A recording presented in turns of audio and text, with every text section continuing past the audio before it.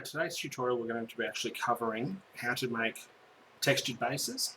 Now, textured bases are pretty much like themed and terrain bases, just to add more character to your models and your army in general. A couple of examples I have here is this one here. It pretty much has like a leg off a sentinel attached to it, and a bit of rubble strewn around in there. Adds more texture and detail, will make a character stand out more, make a model actually more imposing, but it will also be something that you use to tie your army together. Simple examples of this here is just, simple like just gravel with like there's like, I think it's a skeleton or a ghoul arm on there, actually making the Eternian right there. Sort of thing, simple basing ideas like this can make your army, absolutely pop on a battlefield. There's other ones here, this is more industrial here, some pipes and grates, things that way. Then you've got your good example here of stonework. Right, now all of these are created using different methods and things that way. What we're going to do is, in this tutorial, we're going to cover how to select what sort of bases you need for your army. Once you've selected them, you need to work out pretty much roughly how many bases you want to make of each different size based on the types available.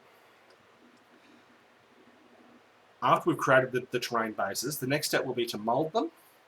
Once they're molded, then we'll run through reproducing them. So it means that you don't need to go through and actually individually do every base for every model. You can, that's always an option for you, but I'm going to show you a quick, easy way to reproduce many, many bases. Alright, let's get into it. First thing we're going to cover, like I said, is the different base types and how to pick what you need. Now these bases here, these are your 25mm bases from Games Workshop. These are normally the sort of size bases that most of your troop models are on. Some characters are on larger, but this is your generic base. This is the one you're going to want the most of, depending on what type of army you're fielding, what type of force, and what kind of troop numbers you have. Okay, for this one here, I'm just going to do 5 bases. That's about the average size squad, and you can mix and match and things that way. Next we've got here these 40mm bases. I've got 2 of these here, again, Games Workshop. These are sort of things, your larger troop models, things like that. Some of your characters are based on these to make them stand out more. And then of course we've got this one here, which is your larger base. This is more like for your dreadnoughts and walkers and things like that. Now, with these bases, if you don't always necessarily have enough of these bases available for you on there, and sometimes they get lost and things that way, what I find is the Games Workshop makes a flying base. The large flying base is pretty much the exact same size. So if need be, when you're just terraining a base, flying bases can fill in very, very easily. Okay, this one here, I'm going to use a flying base just to show you how simply we can do that with. Alright. Another little base tip I'm just going to throw in quickly while we've got it here is your bike bases for 40k. Games Workshop makes these. Now, these are a fairly recent addition, well, comparatively. Now, these aren't the easiest to get or work with on there, and if you don't have enough of them for your force, it looks a bit weird when you have to substitute in the old fantasy cavalry bases. But if you need to make more of these bases, the easiest way to do it is take one of your normal 25mm bases. If you cut it in half, you can actually attach it to either end, and you will actually make yourself pretty much a bike base. Now, I'm just sitting this here, I'll just grab another one of these, just right on the other end, just to show you quickly. You can actually make something very similar. All you need to do is just cut the ends, attach it, and it's not a problem. Okay. Right,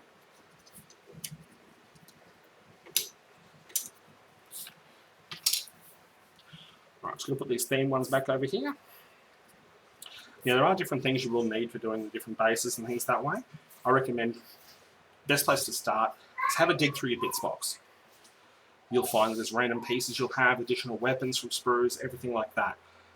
War gear and things is always great left on bases because it makes it look like, like a troop may have had to change out, things like that, or an enemy model may have, been killed nearby, and the, bodies crawled off, dragged away, things like that, and the weapon was left behind. So that's a good place to start. The other thing you need to do is you need to think about what sort of common tie you have for your army. Are they all sort of fighting in the streets of a city fight? Do you want cobblestone streets? Do you want to be battling in rubble on a battlefield? Is it trench warfare where it'll be like muddy, slick trenches they'll be in? Things that way. Lots and lots of different options for that way. Once you've decided on what you want to do, best bet is to then start finding appropriate materials to start adding to what you're doing. Just grab that in the bits box here. Alright, now I've just put an assortment of different pieces and things along here. It's different things, whether they be actual parts from models or screws and things like that or not. You know, like here's a spear, like a fantasy spear. Will make a good addition to a base. Okay, there's that one. So you can just dig out sort of any materials and things you think will be necessary and just put them aside for you that way. Okay. The other option you have is to actually start your base from scratch with putty and build it up like if you're doing cobblestone streets and things that way. Now, there's different model putties out there. I'm just using this one here, which is Neatertite. Neatertite's a 2-part putty. Pretty much you mix it until it's a consistent green colour. Once you've got it all mixed together thoroughly, very, very simple to work with on there. You can just use very, very basic things to work with it with either simple tools, or you can use, you know, do some proper sculpting tools, things that way, depending on the level of detail you want. It does get a little sticky sometimes, but if you find your tools are sticking to it, just dip them in some water while you're working, and that will create a small barrier around the tool that will prevent it from actually sticking while you're working. Alright, so what we'll do first of all is we'll just do a basic cobblestone pattern on the flying base. Just an example of the sort of things you can do. So what I'm doing is just taking a knife, just cutting some off the end, so we can start mixing it.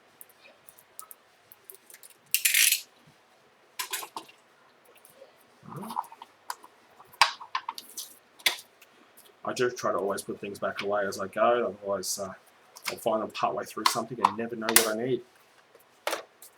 Alright, now it's covered in plastic both sides, just peel those off, get rid of those, you won't need them, and then you just start mixing it. It's pretty simple to mix, just pretty much keep folding it upon itself every now and then, you know, just twist it, squish it, things like that. Pretty much the same as if you like playing with Play-Doh or mixing other putties together. Very similar. Can take a few minutes to get it to the right consistency and stuff. This one here has been sitting for a while, so you know it's gone a little bit harder, but it is a hot day here today, so that kind of does work in my favour. Now you get about a 10-minute work time with this before it starts to stiffen. Now when I say starts to stiffen, that doesn't mean you have to stop working with it. You can keep working with it from that point, and once it is dry, completely set on me, you can cut into it with tools and things still. So if you want to score into it, you know, like a gouges in it and things that way, or bullet holes, things like that, you can do that quite simply with like small drill bits or, you know, small knife, things that way. Okay? Right. Putty's nearly ready. See there, you've got the green coming out. Now you'll see there's still swirling of other colours in there. Those swirls won't actually set.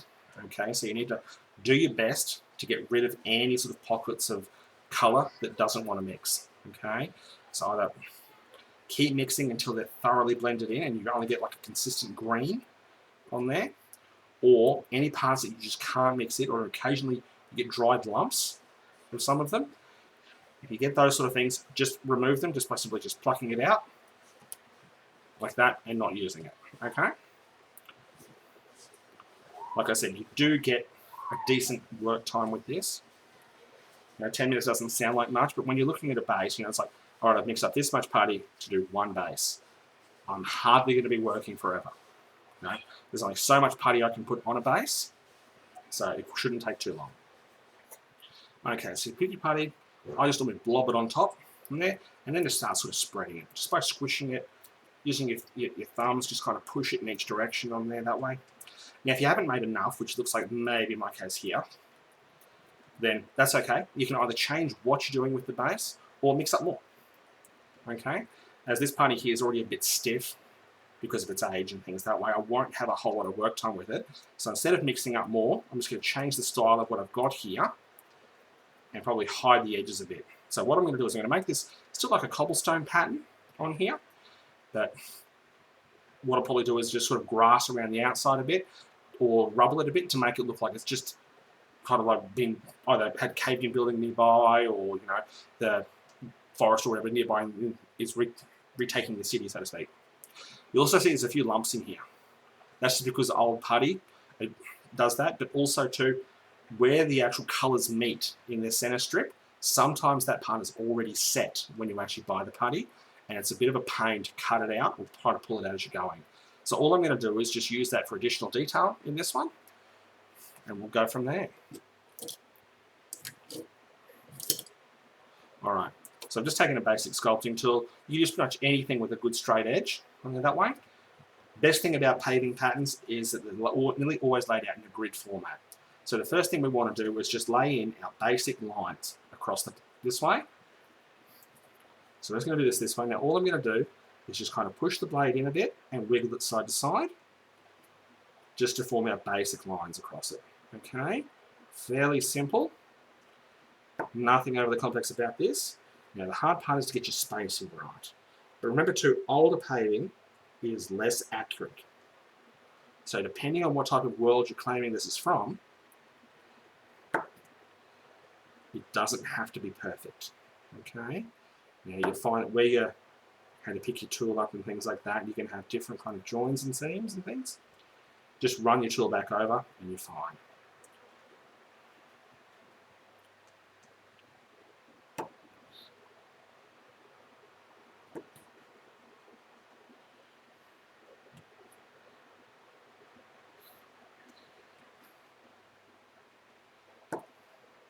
Just going back over these couple of joints. You see there a few times it's lifted because my tool's been sticking to it. So I'll just wet it quickly. Now we'll do the last one.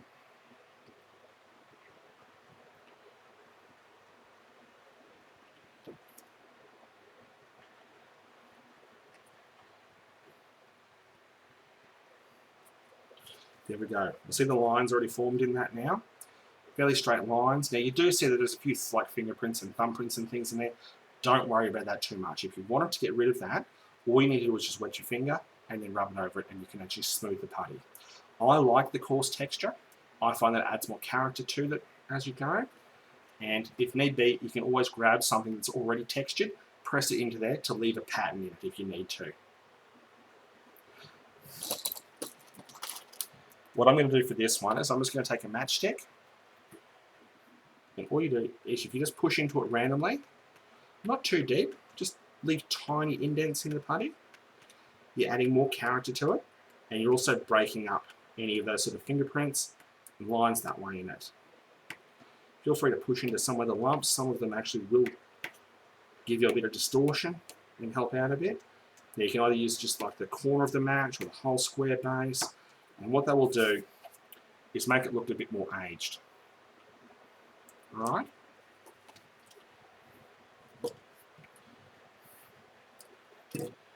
Now I'm just going to take a smaller width tool.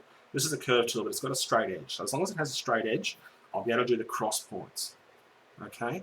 I'm using this one here because this one here unfortunately will be too wide and will leave, you know, additional markings and things that way. So we're going to keep it simple. We're just using something like this one here. Now we'll start at one end and then work our way through. So again, put it in, rock it back and forward. You will see that your edges will kind of need a bit of a cleanup, but that's nothing difficult to do. So do that. Now your spacing on this doesn't really matter how frequently in your pattern you space it, as long as you don't have all your joints the same all the way along. Because very rarely will you find cobblestones that are laid that are pretty much perfectly laid out. It can happen occasionally in a pattern, but the bigger the section you do, the more you need to be careful of it. On a small base like this one here, the 25mm one, you probably won't even have a problem with it. No one's going to notice. And once you actually glue your model standing on that way, you can actually hide any imperfections based on where you place their feet. Alright, so this one here, I'm just going to go right back to here near the tip. So kind of rock it in a little bit. So the corners a little. And we go along to about here. Now remember too, not all paving stones, cobblestones and things that way were perfectly square or had 90-degree corners. There are some examples in older areas, especially like some of the old Roman roads and things that way, where the cobblestones are kind of rounded or jagged, or even, you know, come to a point, almost like triangular points. Now remember too, imperfection will work in your favour here. You see here now, the next row here, I don't need to line up with that. So if I line up with that there, that makes this first stone fairly large. So what I'm going to do is I'm going to come back a bit here. Alright, now my next line should be about here. But what I'm going to do is I'm going to do a little bit different and just try to make it a little bit odd-shaped stones. So I'm going to go to here, and I'm going to kind of bring it back a bit like this.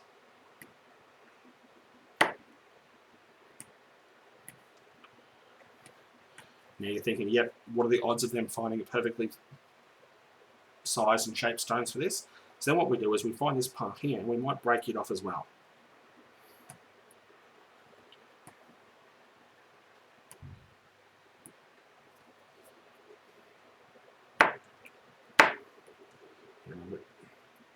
Break your corners a bit. You don't want perfectly sharp corners, especially on a triangular piece like that. And doing it like that, you're adding sort of additional detail with very little extra work. And like I said, imperfection is going to make it look so much better. Right, just going to put a little bit here on this one. Go in here a bit.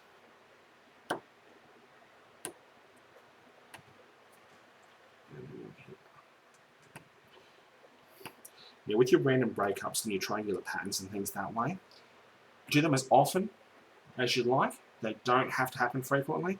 They can happen as often as you want. You can also have chips taken out of them. You can also have them, you know, like cracked through. Now, to do a cracked through one, all you need to do is take one of your sharper tools and you just want to run like a line through the paving stone. But it doesn't have to be as deep. And you can kind of do like little splitting off it at different points to sort of show different sort of things you've done with it. Okay, sort of different splintering. And just hold it up to the light, work it around a bit, double check your corners are all good. Alright. Now once that dries, be ready for paint.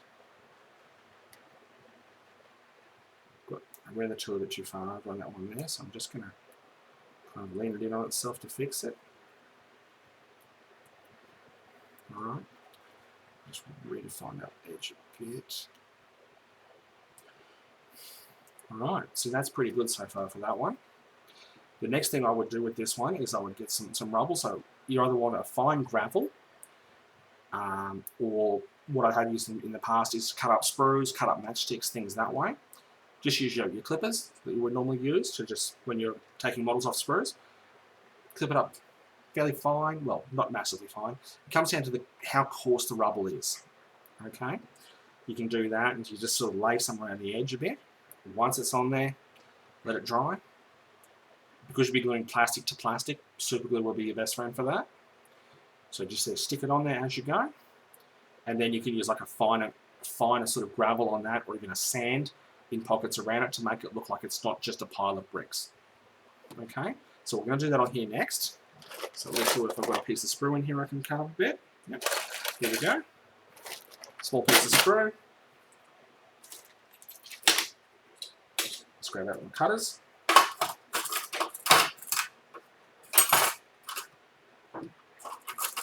Alright. Now all we're looking at when we cut it up is fairly small, like say that size there. And just cut it. Be careful when you cut it because it can fly around the room. You don't want it to sort of dissolve everywhere. And I find pieces of this can be quite sharp when you find them with bare feet in the middle of the night. So try to keep your work area fairly clean. I'm just sort of pushing it straight into the bench, not really giving it a chance to fly off. Now, you don't want uniform sizes with this, and feel free to angle your cutters from time to time because, you know, if a building was blown up, demolished, not had parts fall down, things that way, it is not going to come down in perfectly sized pieces. Just had a piece shoot off because I wasn't paying attention.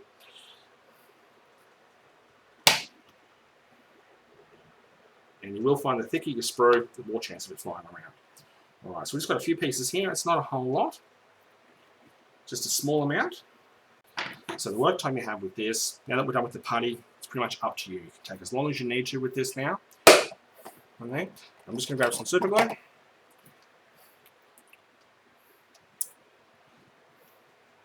It's just a very cheap generic super glue. There's no point going to a whole lot of expense with different glue types and things that way when it comes to terrain. Terrain is simple and shouldn't cost the world. You can make a whole table worth of terrain very, very cheaply. And if you're clever with different uses of things like product packaging and things that way, it can be an absolute gold mine. Okay, so what we're going to do is we're just going to take a very simple approach. Just grab a few pieces and just kind of scatter them just randomly around this one end here. We don't want to build it up all the way around because we don't want to make it look like it's a crater or anything like that, because otherwise why would the paving be intact? If the paving was intact, then it sort of takes away any potential realism. I know in a game, in a sci-fi game set in the future, there's not going to be a whole lot of realism, but it's always fun to try. Now all I'm doing is going to be a very, very basic tip, a basic technique. What I'm going to do is pretty much just drop a couple of drops of super glue over the top of these. What that will do is that will run down through them and kind of bond them all together and to the base quite well. Now I'm just making sure that I've got nothing overhanging the edge. And what we're going to do is just go along, just squeeze the tube very gently, and just get a couple of drops out. One drop there, drop there. If you apply too much, you'll end up gluing your base to the table. Doesn't matter if the glue touches the green stuff, or the putty, sorry.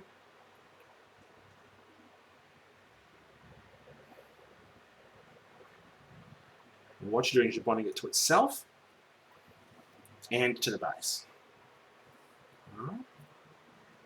Now that is going to take a few seconds to set up. Okay. So what we'll do is we'll leave that a few seconds just to set up.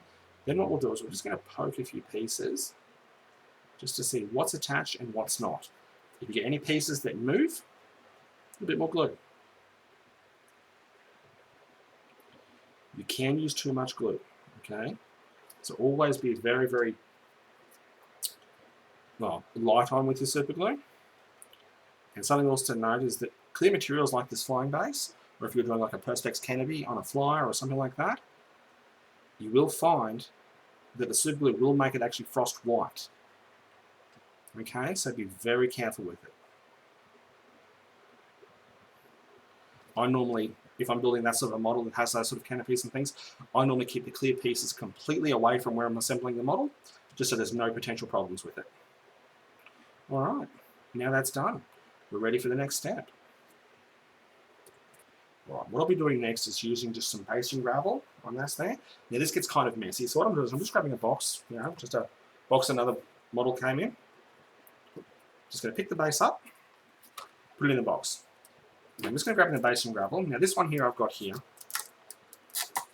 it's just from a model train shop, fairly simple to get hold of. It's kind of a coarse gravel. The colouring doesn't matter because we're always going to change colours over time. That's the benefit of paint. Now what we're going to do is we're just going to put a couple of drops on here, and just while the glue's wet, you're just going to pick up just a little pinch of it and sprinkle it on. Now what's going to happen is this is going to stick to the wet glue. You can absolutely bury it if you feel like it. The more you apply, the more potential mess you can make. Okay. Now we're using this box lid because so that when we're done, all the excess can be tipped back into the container and reused, so we're not wasting it. All right. Every now and then you're going to want to pick it up, give it a little shake off. That will show you how much has attached and how much hasn't. All right. So if you're finding that you haven't actually got enough on there for where you want it to be, apply a bit more glue. Again, it doesn't have to be a huge amount, and then sprinkle some more. For some different bases and things like that, you may need to actually pivot it onto an angle to get the rubble into where you need it. Like I want it in here to be a little bit more convincing.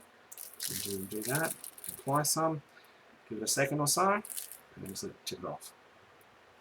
Alright. Now, if you get anything additional you don't want, you can just take a paintbrush, not one of your good detail brushes, of course, just a paintbrush, and just kind of sweep it off. Okay, So you can do that there. And if we wanted to sort of add a little bit more around the edges here, kind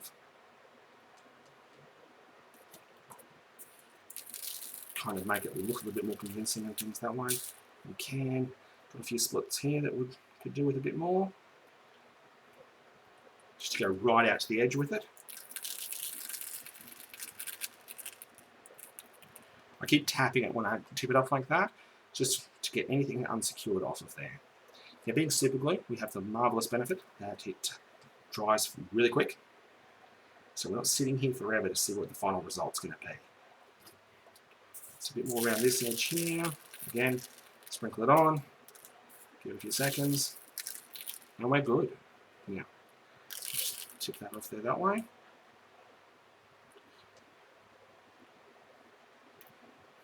Alright, that one there now is ready to wait for the next step. So we'll just put him down there. Just remove this from here real quick. Now let me just tip all of this into the corner and then just straight back into the box, into the container. Sorry. There we go, done.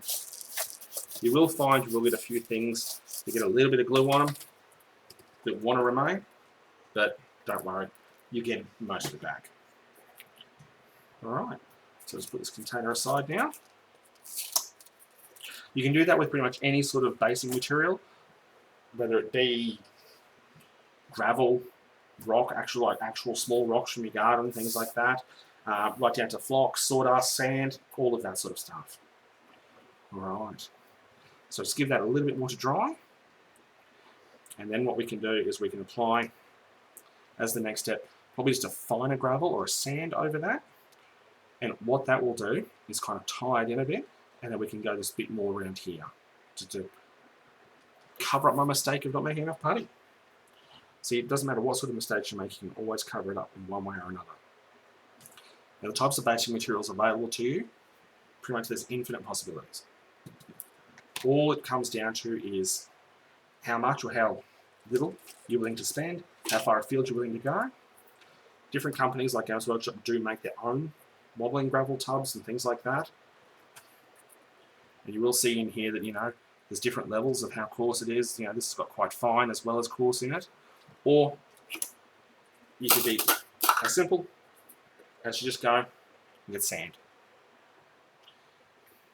Pretty easy to go grab, half a cup full of sand from the playground or something like that, or even from the beach if you live near the coast. There's no need to use expensive materials. Alright, now what we'll do is I'm just going to apply some glue around this edge here. And we're just going to sprinkle a little bit of sand on, just so you can see the difference. Now, this is a very fine sand on there. Now what the fine sand does is it still adds texture, but it's not as sort of grainy as the other stuff. So if you then turn around to kind of blend them together, if you drop some glue in amongst your other sort of basing gravel, sprinkle some sand over the top, what you find is you get a fine layer sort of filling in all the gaps and things. So you can continue that right around, just do a little section at a time because you get very little work time with super glue. So just do that, just little sprinkles on here and there. Again, doesn't matter how much you sprinkle on because you can always tip it off. Now what you're doing is you're building up rubble. You're going to actually have obvious large stones and you're still filling all the voids and things that way. So when it comes to the next step later on of actually moulding this, you're not going to get any of your moulding material jammed inside there, so when you demold, it's not ripping texture off your base, which can be very, very problematic.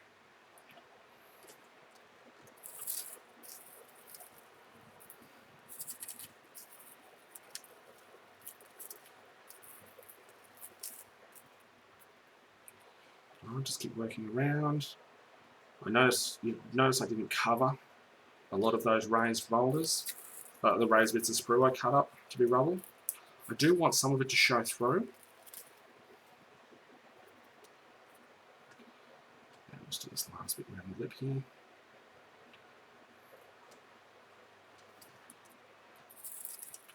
Now I know this seems an unusual technique considering we're going to mould this base, but doing all this now will mean that you have a completely textured base when you're done.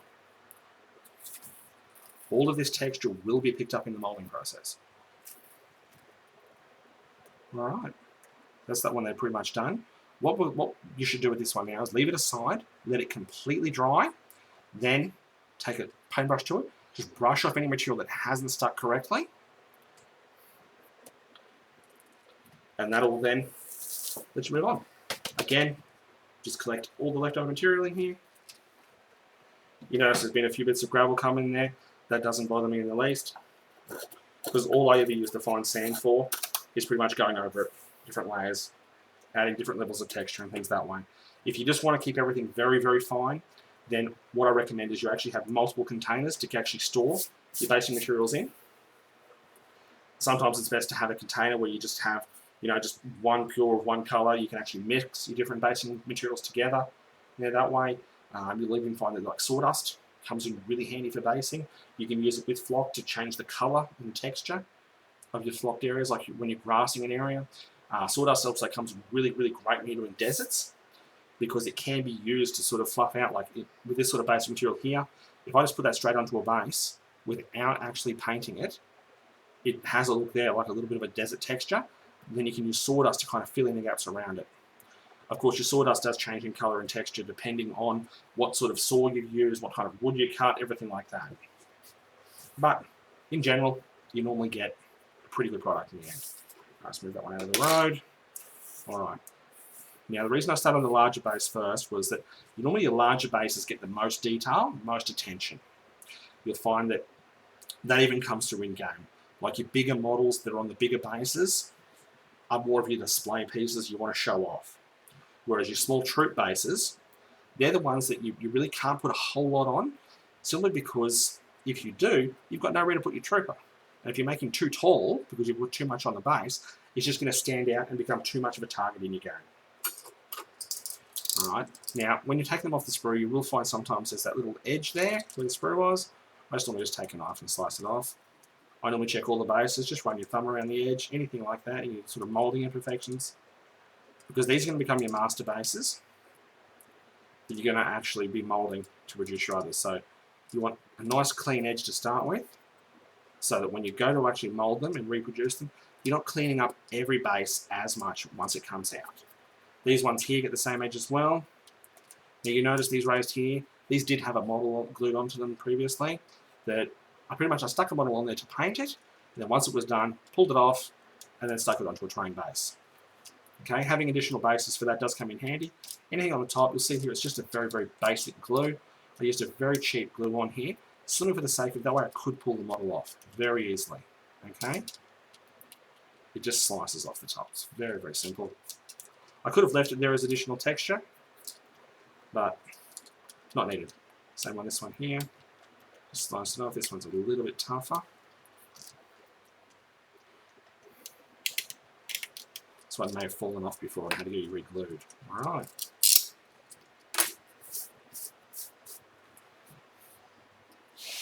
Alright, what we're going to do for our next ones is let's have a bit of a dig through the bits box, pull out a few items, stick them to the bases, and then we'll texture them over the top as well.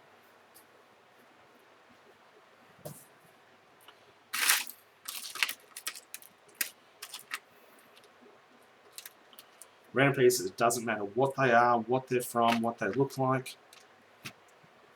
The more randomness you have to what you pull out, the better result you can get. Basing is a good time for like old helmets and things like that, you can put them down, make them look a little bit different than normal. There's a bit of a smaller sprue which can get cut up on there as well. Okay, what else we got here?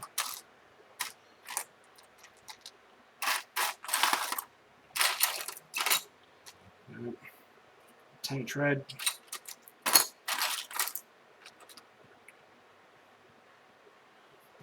Not too sure what that was from.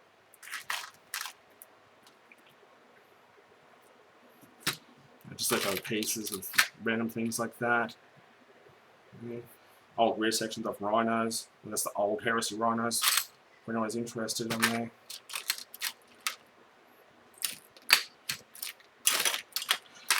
Depending on what sort of theme you go for, I try to avoid actually putting body parts and things on there. If I was doing more like a corn army, then I'd cover them with skulls and bones and things that way. because that just kind of goes with the theme. Broken weapons, always a good idea. And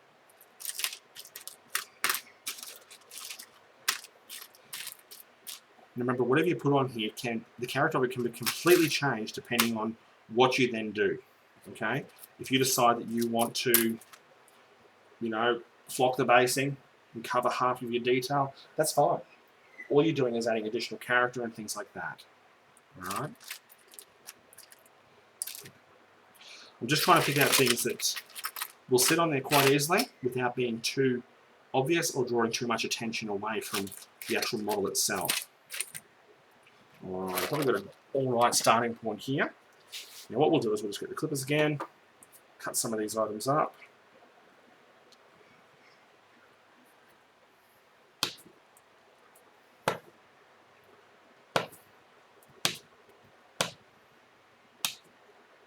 Again, keep it random, keep it weird, and always watch your fingers.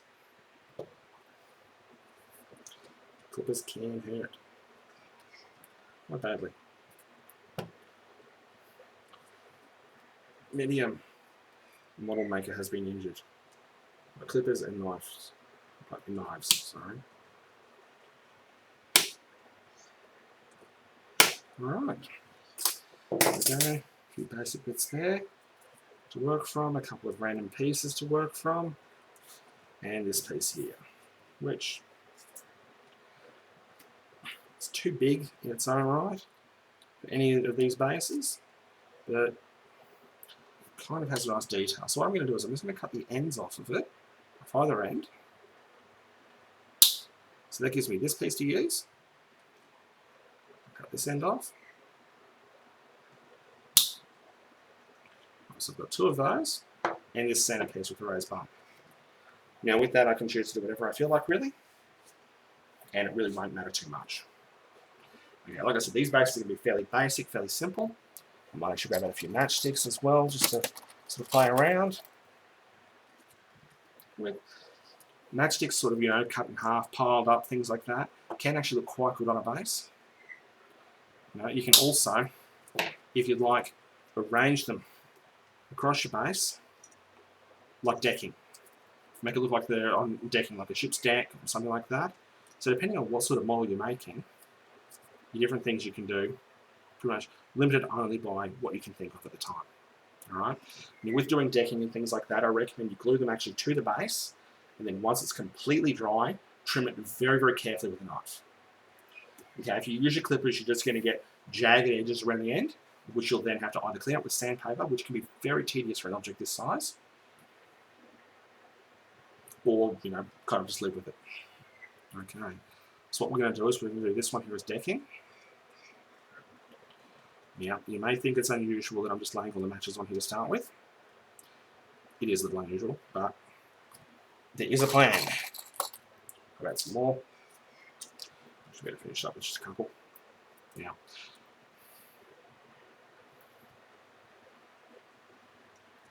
this will be another case where superglue is your friend, and its work time and how runny it is, its consistency, will work in your favour. So what we're doing is we're just going to apply a couple of drops to this. Now, because the matchsticks are very porous, you'll find that they will actually soak the glue in and bond it together. So what we've pretty much done is we're making a raft on top of here. Now they're going to dry and set up. Once they've done that, with any luck, we should be able to just grab it as a single piece, flip it over, and attach it straight to the base.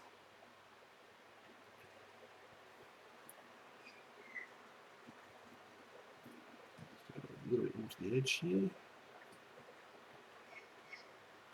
I know it's a bit hard to see what I'm doing sometimes because of the size of my hands, but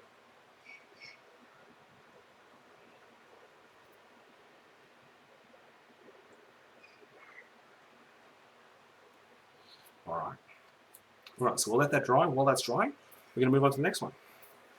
So the next base here, we've got this one here. Alright, now we're ignoring the slots in the bases here because we can hide that very, very simply.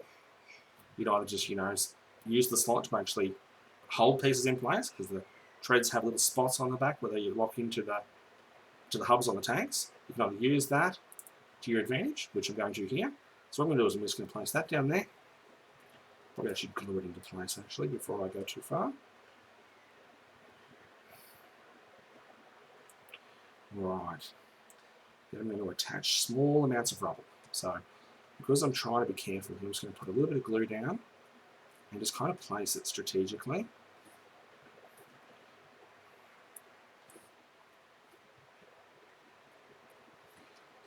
I know I haven't covered the slot, but having those there kind of builds me a slight wall I can glue against. I'm going to turn that one a bit. Remember, you normally don't get too much work time with super glue, so try to get in and be quick with it. If anything is too fiddly, tweezers can be very, very helpful. Now you see the gaps still showing through there? Don't worry about that. When we get to the point of applying basing material prior to moulding, that will actually hide a lot of that for us. There's a drop or two of glue on top just to tie them together over the gap, and you'll find that's more than enough detail on that base prior to basing material on that. So that's that one done. Now I know I'm not really following a theme with this here, I'm just showing different ways to do things quite simply. Alright, now if we want to fill that gap, matchstick, cut to length,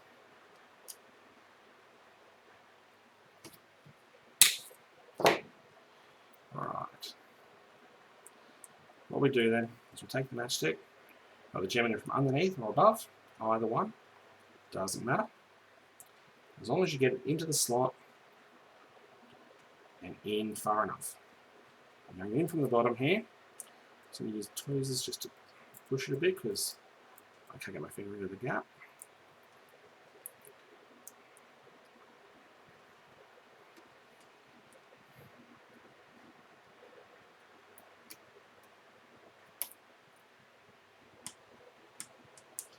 I'm just using the base upside down on the table, just pushing it nice and firmly, just to allow the table to be the top, to try to level it out. Now it's not completely level, but that's not a problem. You can also get bases, of course, which already don't have the groove in them. These are the older style slaughter bases. You normally only get these with sort of your metal miniatures or the ones from the starter boxes that actually have like the base tab in there. Most of the other ones are sort of like this, where they're just sort of clear all the way through. No sort of striping. Kind of obvious and stands out. That's not a problem. So we've got that there. Now we can either try to hide that a bit by putting different rubble and things on it, or we can play on that and sort of make it a feature. I'm not going to make it a feature. Just grab a couple of matches,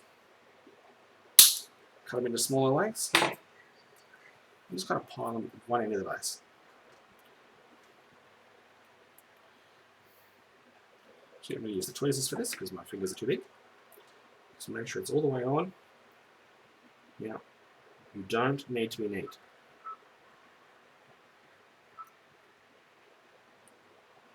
As long as they're on. Don't want it overhanging too much. Now, all the gaps in and around this will actually be kind of filled a bit by basing material. So don't worry. A couple little drops of glue on them.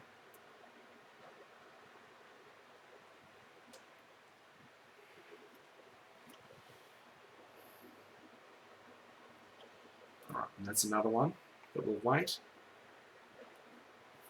Let's just check this one here. Oh, it's actually attached in some points. And those ones haven't set up properly. That's okay.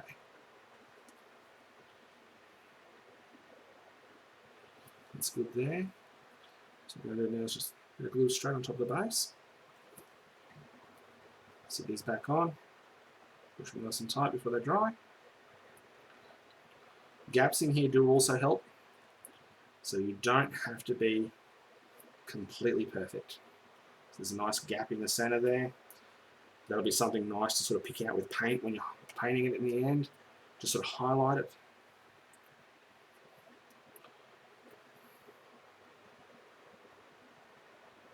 Right.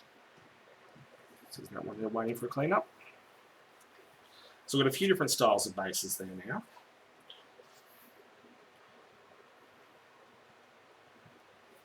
Yeah, I'm just going to finish the other ones fairly randomly, this similar to what we've had already. Again, I'm just going to fill the slot.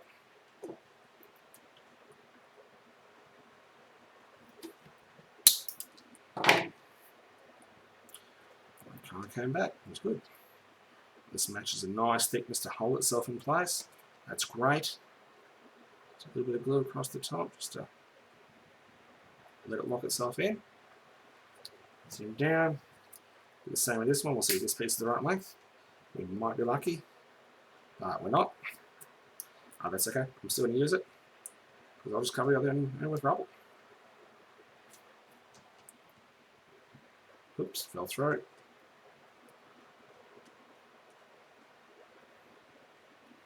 Right, so this one needs to be prepped upside down. Keep the tweezers, push it down to the end. Push it in, nice and tight. A little bit in from the back. Alright. Let's go back to this one. A little bit of rubble.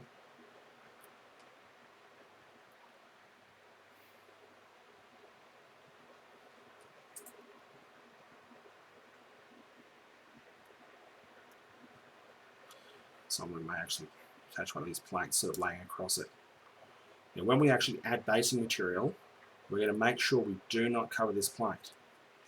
We want it to make it look like it's something that's sort of like, you know, an old part of a tank that was buried in the ground.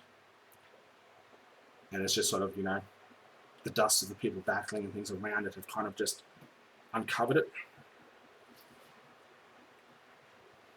Alright. That one's setting up well.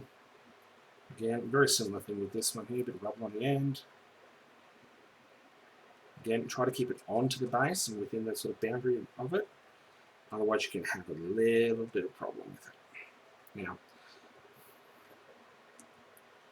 one benefit of this technique of just using sort of rubble on the bases and things that way is that you can get an infinite supply of rubble just by cutting up your sprue. So the more bases you need to build means that you've got more models.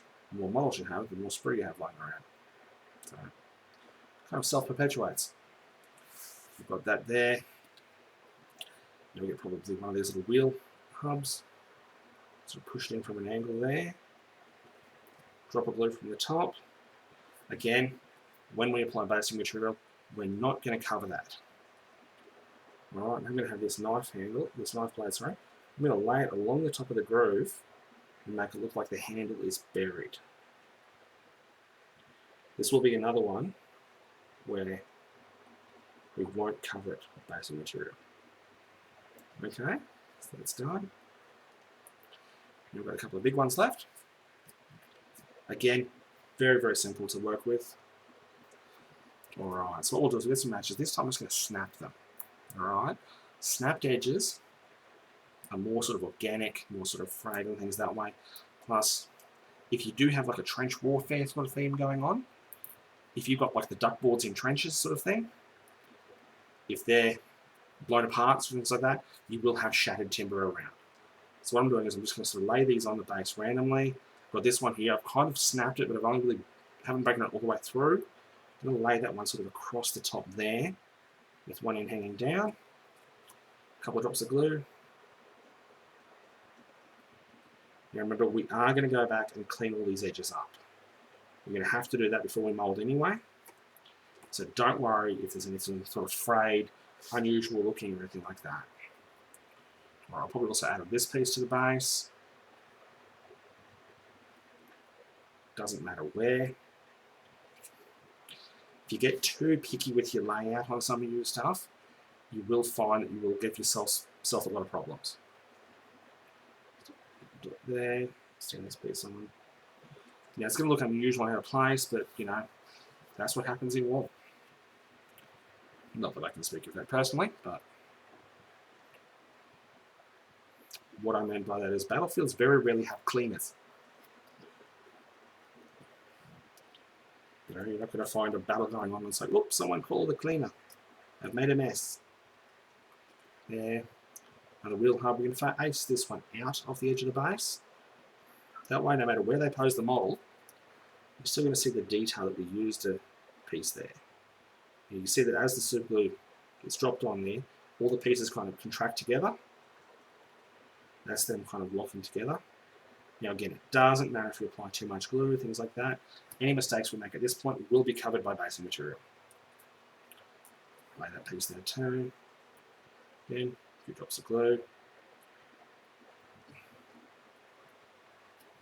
Alright, and I have emptied my tube. But that's about the right point because we have those all ready to do. Now we're ready for the next stage, which will be the basing material. We will need to make sure this is all dry first on there. So, you know, these will take a little while to dry. We want them dry thoroughly before we go too much with the basing material because some of the detail pieces on these, we do not want them to fall.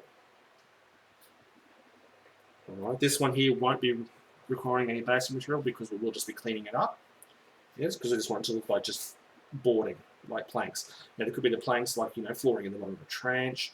They could just be the, you know, the person was inside of a building that has been demolished. So, you know, the building had a timber floor. That's now exposed due to shelling and things like that. You've got that there. Or it could be they're on a ship. There are many, many options for having planking. Again, using matchsticks. Very cheap, very cost effective. Alright, next step we're moving on to is going to be the basing material. Now, a lot of these aren't completely dry yet, but that's okay. I'm just sort of rushing this along for the video. So we have box out again. I'm going to start with my coarse gravel. So we'll grab another tube of glue. Alright.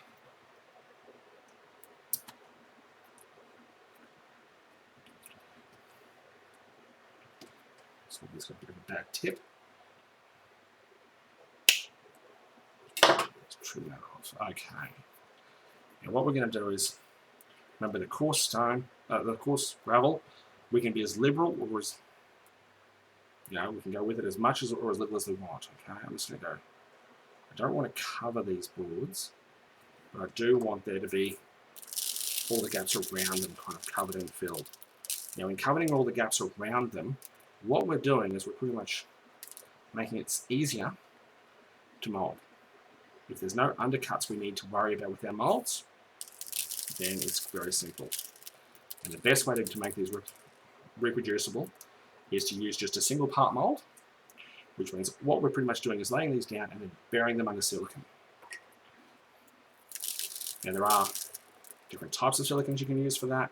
We're just going to use the cheapest one we can. So I just want to show you that you can do all of this for very little cost. So I'm just going to get this one here. I'm going to go a little bit around and on top of some of this here. Not a whole lot.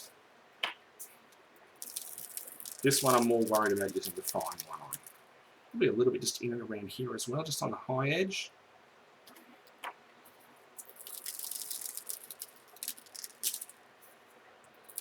A little bit more. Just come up the edge. Alright, see, we've got one there done. Let's grab this one. Again, just a little bit in and around the boards, just so we don't have undercuts. Just in those areas. Just going to do a few around the base of this because it's quite a tall item. And doing this will kind of bring it closer to ground level and make it look like it's a bit buried. Just going to go around the back of the duckboards here. Edge.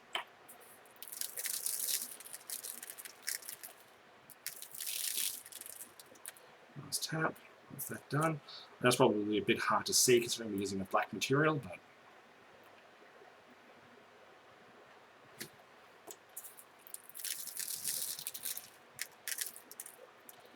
the end result is definitely worth it with regards to doing this.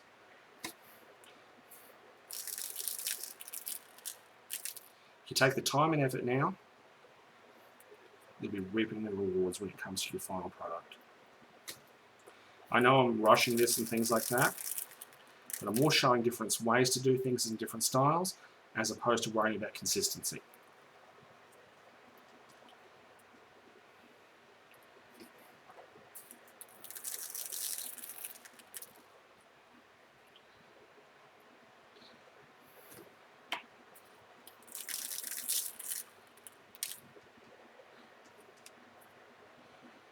how you apply your rubble does show through a bit. Now remember to don't let it cover any of your detail areas. Okay, oops, drop that one. Good thing the glue is already pretty much set. And a little bit back here as well. Alright. And down. Now I've got all of them done. Not a problem. Time for clean up again.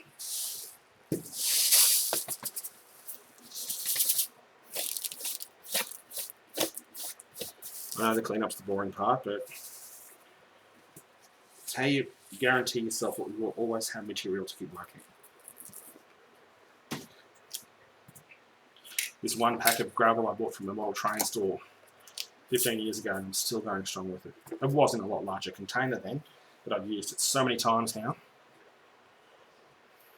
Alright, I'm going to use the sand again. Shouldn't have put that away.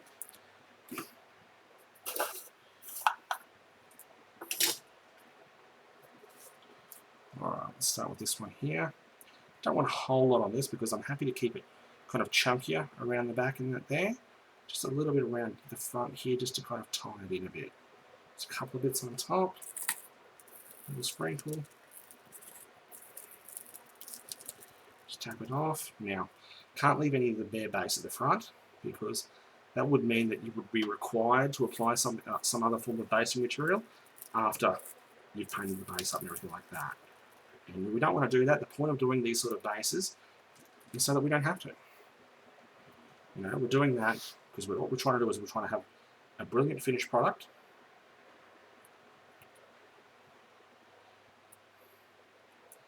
It requires very little actual kind of cleanup. Now, I've just covered a lot of this base in glue. It may not have been the world's best idea.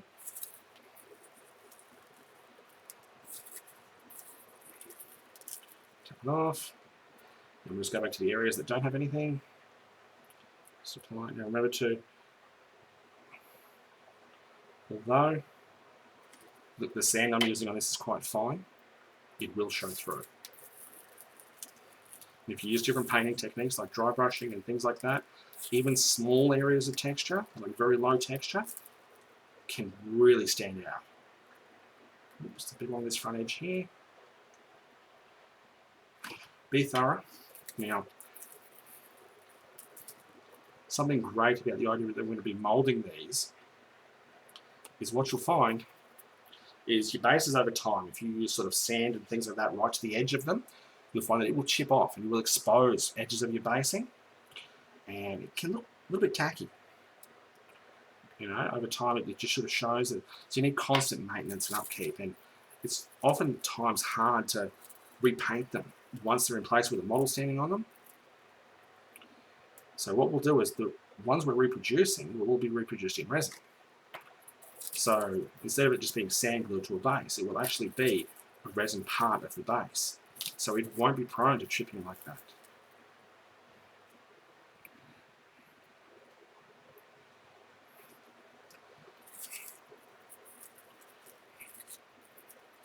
And yes, what I'm doing is no different to you if you're making your own sort of bases for your models individually. The only difference we have here is that we're planning to go further with this. We're planning on not just sort of stopping at, oh, I've made a base, I'll glue a model to it. We're going to go further,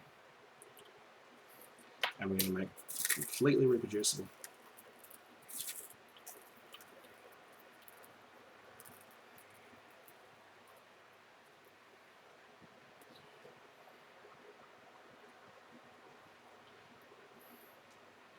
I know what I'm doing at the moment can't be the most exciting thing in the world because it's very repetitive. I'm just, oh, gluing, tipping sand, gluing, tipping sand, yep. Boring and repetitive, but very practical. Accidentally left a bit of sprue there with some writing on it, so let's bury that in glue. So the sand takes care of that for us. Let's bury it beneath the sand.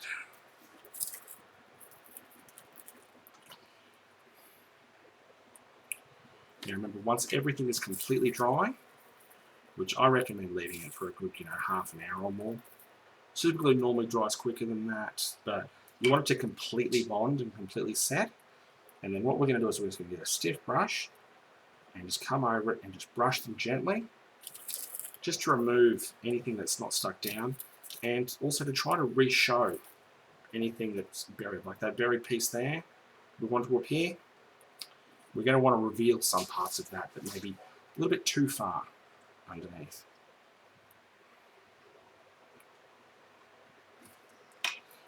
Yeah.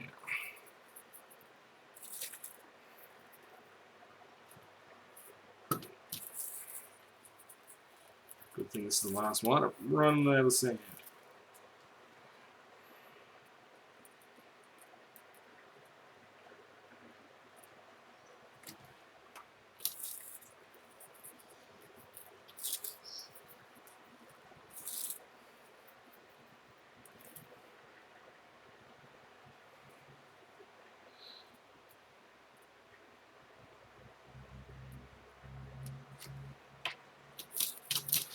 How much you apply to a base, how much level you go to is completely up to you. Now, because these bases, you want to make moldable bases, the material you work with to actually build up your design, your texture, doesn't matter. As long as it's sealed prior to molding, you're all good. Now, the easiest way to seal them prior to molding is to apply a coat of paint. That can be as simple as just standing back with a spray can. Doesn't matter the colour, but you want an even coating. Because different materials that you'll have on your bases will be porous to different levels, and that can really go against you. Alright, I'm going to tip it down, back into the container. There we go.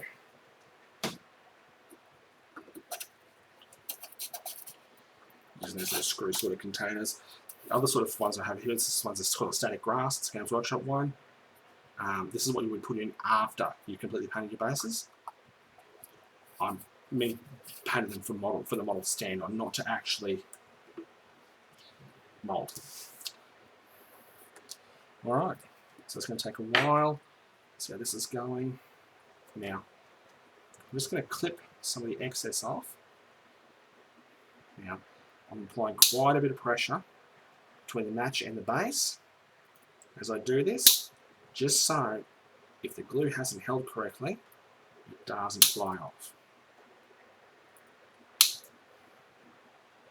Now, I will be going around this with sandpaper around the edge to neaten it up. It's just if I don't trim them, there's going to be way too much to sand. Now that match there splintered, so I will have to come back to it and apply a bit more glue just to bond it together again.